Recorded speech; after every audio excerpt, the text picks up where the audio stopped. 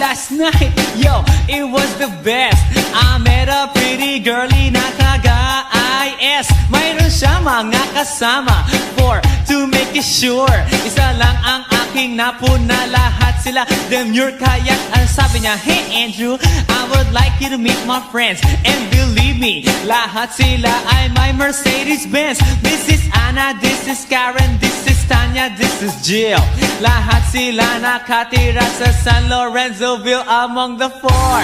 Kay Anna, ako na patingin. At pagkatapos ng si Anna ay biglang lumapit sa akin.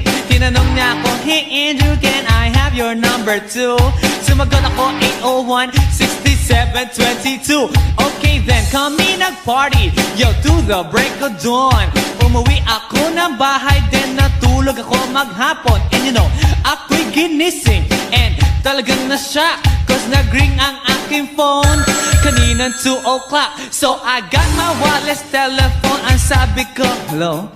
Sumagot siya, hey Andrew, can I ask you, can you go? Ang sabi ko, Anna, go where? Ang sabi niya, come over here. Andrew, let's eat some pizza, and Andrew, let's drink some beer. So after 20 minutes, I was knocking at her door.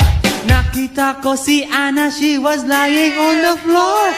Ako'y kanyang tinawag, and you know, alam niyo ba? Ang sabi niya sa akin, Andrew, Andrew, are you ready na?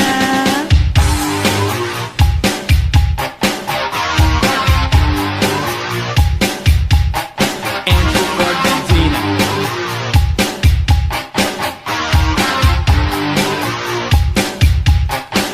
Pagkatapos nun, alam niyo ba? We went to the garage, and ang sabi niya sa akin, Andrew, can you give me a massage? Hinilot ko ang front, pati ang kanyang back. Then Anna squeezed me tight, and then she gave me a smack. But ako'y biglang tinulak, so ako'y napaupo.